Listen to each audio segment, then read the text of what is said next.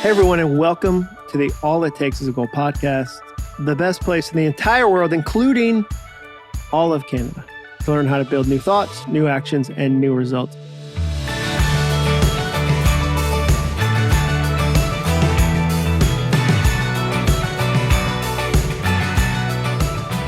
I'm your host, Jon Acuff, and today I'm going to teach you how to do a time audit.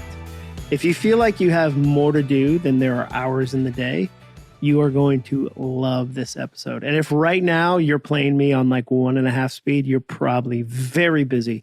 You're going to love this episode. But first, let's hear a quick word from the sponsor of today's episode. Whether your engines have been running all winter long or you've been hibernating through the cold, let's talk about a food that will keep you going all season: macadamia nuts. Imagine enjoying macadamia nuts without having to go on a mission to find them among their distant cousins in the mixed nut package. A handful of these naturally buttery flavor bombs has the perfect calorie breakdown of proteins, healthy fatty acids, fiber, and a couple of carbs so you can snack without throwing yourself out of whack. You can get freshly roasted macadamia nuts in a variety of snack sizes from Yuguazi Macadamia. But you won't just get better macadamia nuts from Yuguazi, you'll also help build a better world.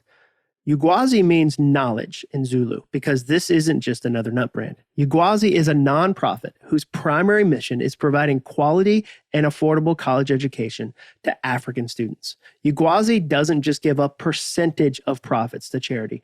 All the profits from their 14,000 macadamia nut trees and their freshly roasted macadamia sales belong to Yuguazi International Christian University, a fully accredited nonprofit and Christian university in the Kingdom of Eswatini. Order your next snack from buymacadamias.com. That's BUYMACADAMIAS.com. When you use the code Jon Acuff, let's spell that too. That's JONACUFF. You'll get a free snack size package of roasted and lightly salted macadamia nuts with any order. That's buymacadamias.com. Use the code Jon Acuff.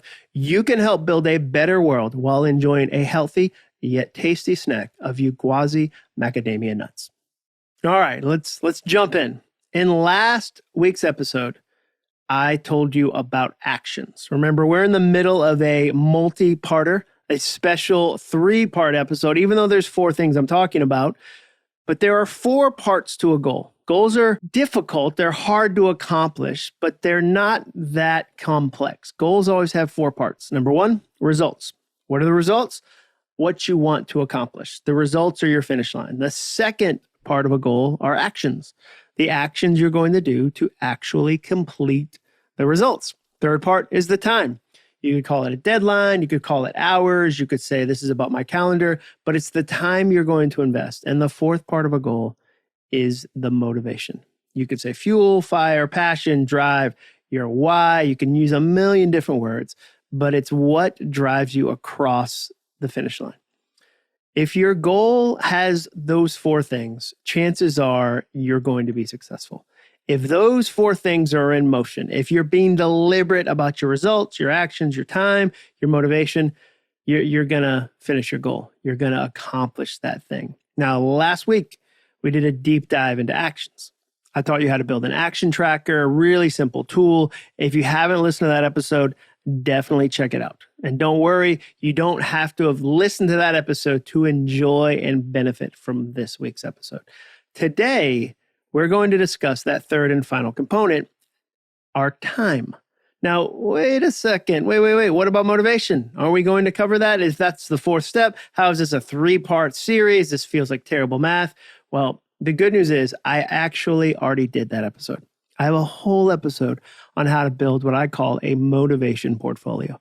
You see, you need more than one source of motivation. If you only have one source of motivation, guess what happens when that one doesn't show up? Neither will you. You need a motivation portfolio, multiple forms of motivation. I'll teach you how to build that in that episode. We'll link to it in the show notes. I didn't want to repeat content. I didn't want to have the same episode roughly next week. I've only done like 50 plus episodes. I can't be repeating content already. So make sure you go back and listen to that one too. But today, we're talking about time. we're going to start with a fun, creative activity called a time audit that's going to help you find more time in your days and your weeks.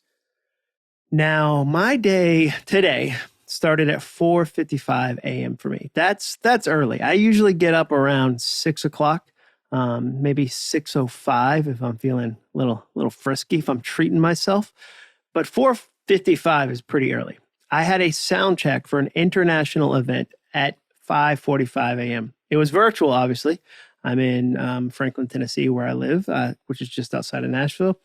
And I had to get up for that event. Now, that's why my voice might sound a little scratchy today. I did an hour-long talk for a global sales team on my most recent book and concept, Soundtracks. And when you present in a virtual setting, you have to bring all of the energy. When you're in a live event, you can feed off the crowd, you can interact with the crowd. When it's just you and a camera, you have to bring all of it. And here's a free career tip related to my morning. Find a job you love so much that you'll put on a suit at 4:55 a.m. in the morning. There's not a lot of jobs that make me feel that way. There's very few jobs that make me feel that way, but this one does. Public speaking, that's my favorite. I often say that joy is a wonderful alarm clock. When you've got something you're excited about doing, joy wakes you up. And that's what happened to me today. If you've got a virtual event coming up and you want me to teach your team how to build a winning mindset, finish their goals, or the 4 investments you need to pivot, let me know. You can check my availability at acuff.me/speaking, acuff.me/speaking, or the link in the show notes. Now, when I ask people like you who are high performers, and remember, if you're listening to this podcast, you're a high performer. Lazy people never listen to a podcast called All It Takes Is a Goal. They just don't. So I'm going to tell you that all the time. You are a high performer. And when I ask high performers like you, what's the hardest part of finishing a goal? Do you know what the answer usually is? Time management. We're all too busy, aren't we? I've never met someone who said, you know, John, my big problem is that I have too much free time. I just have so much free time. Do I golf more? Do I shop with friends? Do I just hang around? Do I really catch up on Netflix, Hulu, Amazon Prime? Ugh.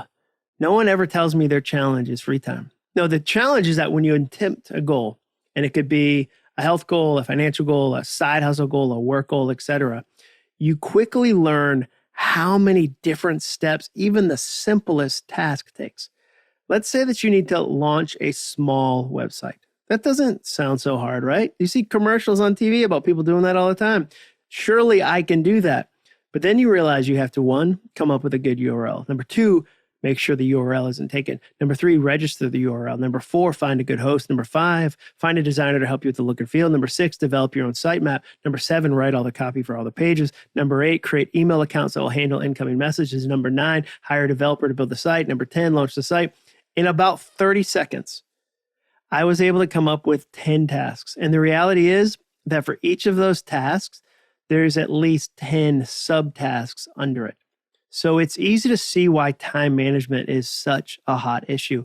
Every goal you work on will require your most limited resource, your time. So today I'm going to teach you one of the tricks I use to manage my time. And let me start with a simple promise. You won't get it all done. Maybe you were expecting me to say, like, I'm going to teach you something today that will make you get everything you ever wanted to get done. I just don't think that's true. You won't. Part of why time management is so frustrating is that inside each of us is a belief that if we just tried harder, or we learned the right technique, or found a magical extra hour that CEOs must know about, then we could accomplish everything. But you can't. That's not failure. That's reality. So right out of the gate, I want you to take the pressure off yourself. Do you remember that soundtrack I taught you about your calendar and your imagination? The reason you have more to do than you can possibly get done is simple. Your imagination is bigger than your calendar. Your calendar is locked in. It's finite. It's 24 hours, 7 days, 52 weeks. It has hard borders that you can't really negotiate with. Your imagination, on the other hand, your imagination is infinite. It's massive and it's big and it's creative. It's bigger than your calendar. So write that down on a Post-it note and put it where you can see it. There's a new soundtrack for you. My imagination is bigger than my calendar. All right, now that we've done that, I want to talk about the time audit. Most people feel overwhelmed. They feel like they've got too much to do. But if you ask them where their time is going, they can't really tell you because they don't know. If I say, hey, how many hours did you exercise last month? They can't answer. If I say, hey, how many of your hours were dedicated to your side hustle in the last week? I mean, just really deepening your knowledge about what it's going to take to build your business. They don't have a clue. Now imagine if you tried that same approach with a trainer at a gym. Imagine if you showed up and told your trainer, I want to get in shape and I want to lose weight. I have such a drive for that. I have motivation. I want to do that. And she helped you come up with a workout plan. And then she said, hey, can we talk about your diet or what you eat? Like, talk about your food. Like, what are you eating? How much water are you drinking? Do you have any food allergies? How often are you getting vegetables? Are you taking any supplements? Are you getting enough protein? If she asked questions like that, would you ever say back to her, I'm not telling you any of that information. I'm really serious about getting in shape, but I don't know what I'm eating and I'm not going to find out.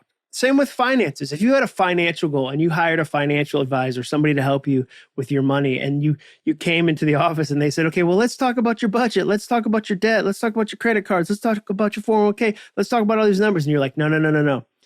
I don't want to talk about any numbers. I don't want to talk about where my money is going, what I'm spending it on, my expenses, my revenue. I want to get really serious about my money, but just not have any information about my money. There's not a financial planner on the planet that would let you get away with that. There's not a trainer, a serious trainer who'd be okay with that. So you have to figure out where your time is going. In order to do that, you just try a time audit for a couple of weeks.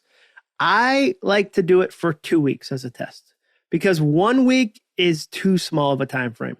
1 week is too tiny. It doesn't really show you what a week really looks like. And every week is a little bit different. So I think a 2-week chunk is good. I guess you could say I want to try it for 12 weeks. That feels a little overwhelming right out of the gate. I've just brought this idea to your attention. Let's pump the brakes a little bit. 2 weeks feels good. And if it sounds complicated, I promise you it's really not. All I want you to do is keep a running tally of what you spend your time on in 30 or 60-minute chunks for 2 weeks. Now, be careful with this one. Let me give you a little bit of warning. There's a real temptation to get perfectionistic and start asking yourself, was my phone call with my friend 6.5 minutes or 6.75 minutes? Would I classify that as work since we talked about work, or as a relational conversation because we also talked about our families? Don't get so precise that you get stuck.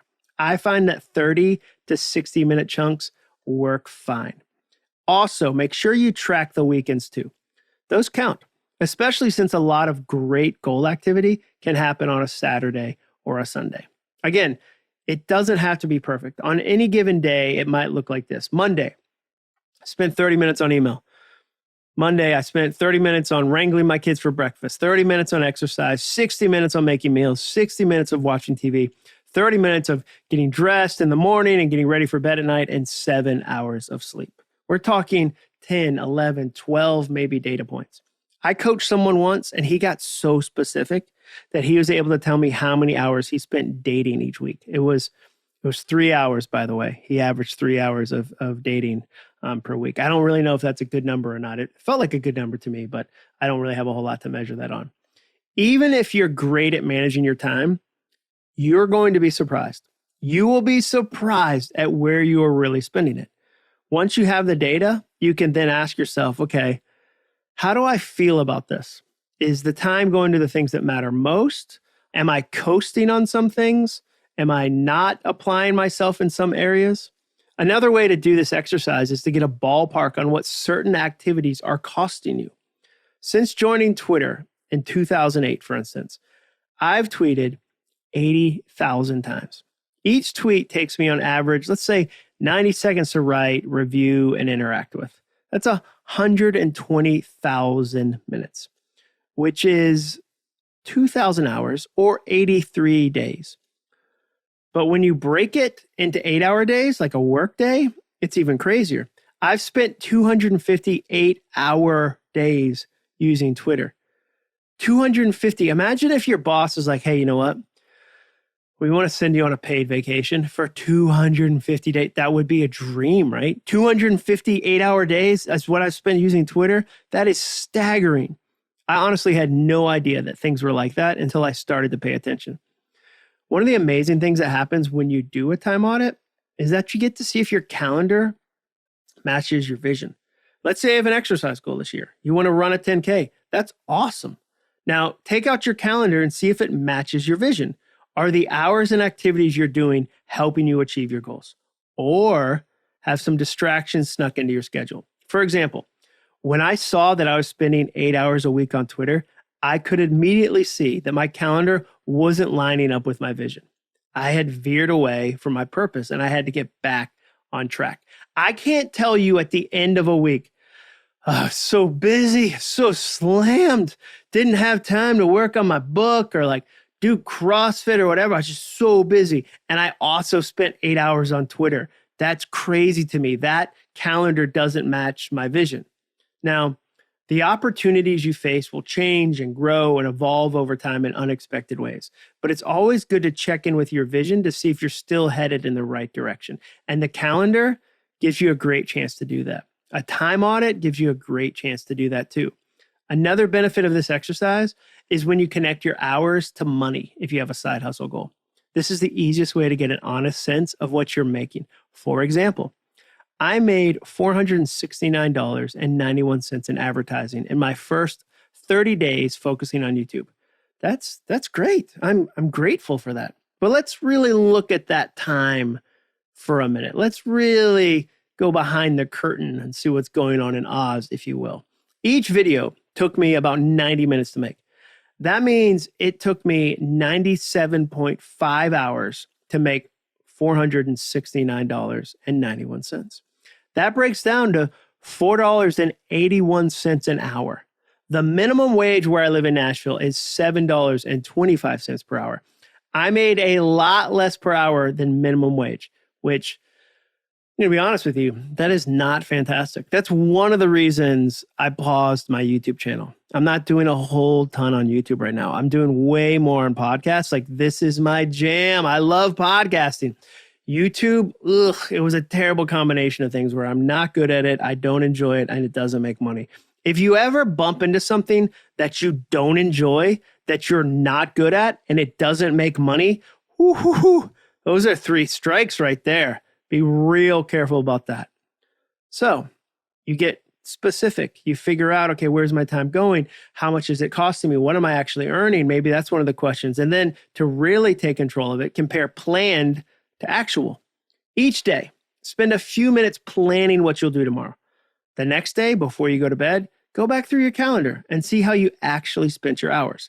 If you wrote down 30-minute morning walk on a Sunday afternoon in pencil, at the end of the day on Monday, check if you really did that. If you did, go back and write over it in pen. Check you did it. If you didn't, though, leave it in pencil. At the end of each week, review all 7 days to see how big the gap is between what you planned to do and what you actually did.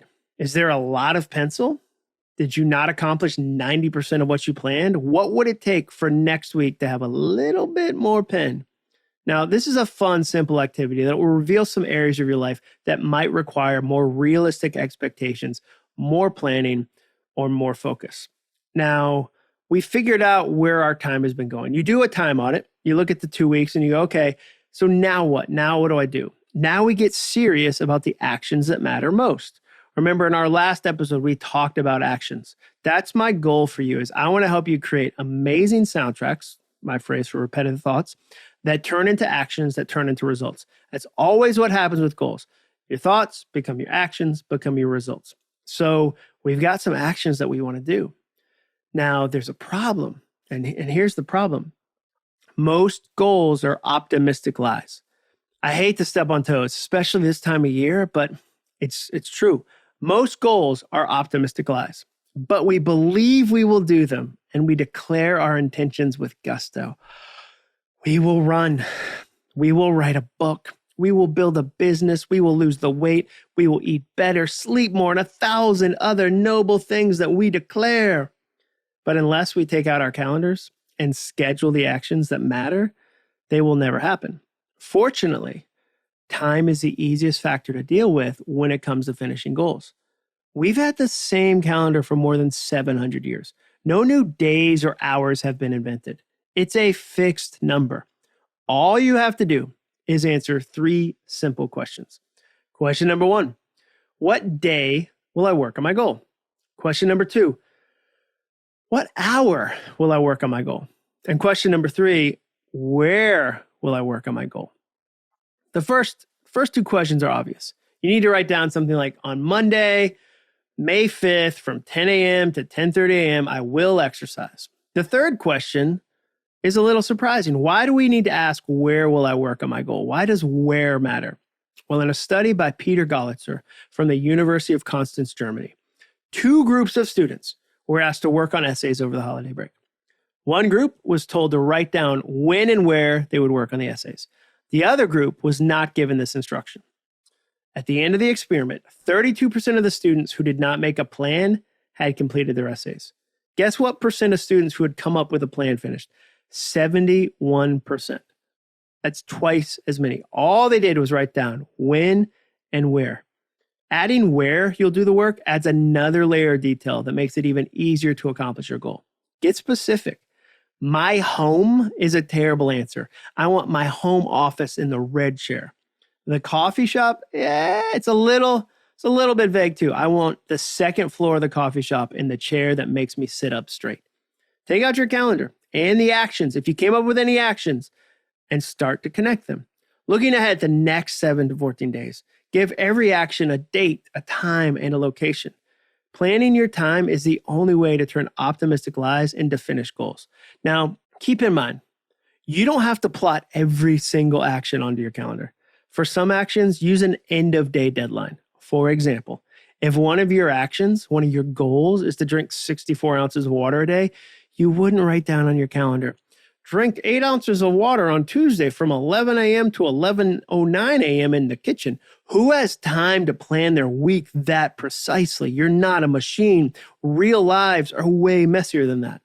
Instead, for certain actions, use an end-of-day deadline. In essence, you say to yourself, by the end of each day, I want to accomplish blank. It's a catch-all deadline that keeps you motivated to finish. If any of this planning feels a little overwhelming, remember, we're not aiming for perfect. We're aiming for done. We're trying to be better today than we were yesterday, and then repeat that process tomorrow. We're iterating. We're learning how to manage the 4 parts of a goal. Remember what they were? Results, actions, time, and motivation. I'll link to all the other episodes in the show notes. And that concludes this 3-parter. If you liked this set of episodes, let me know in the reviews. Maybe I'll do some more. The next few episodes are going to be interviews with some really interesting people who inspire me. I think you're going to love those episodes. We have so many of them already planned.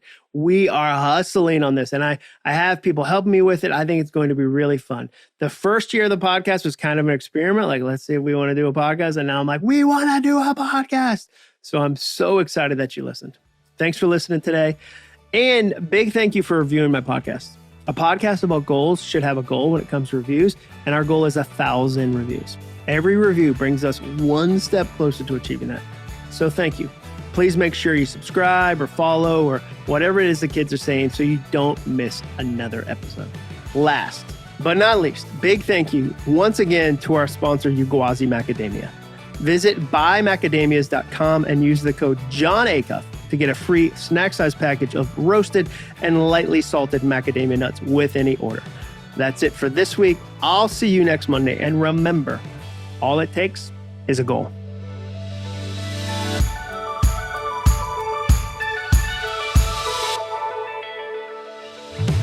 Thanks for listening. To learn more about the All It Takes Is a Goal podcast and to get access to today's show notes and exclusive content from Jon Acuff, visit acuff.me/podcast. Thanks again for joining us.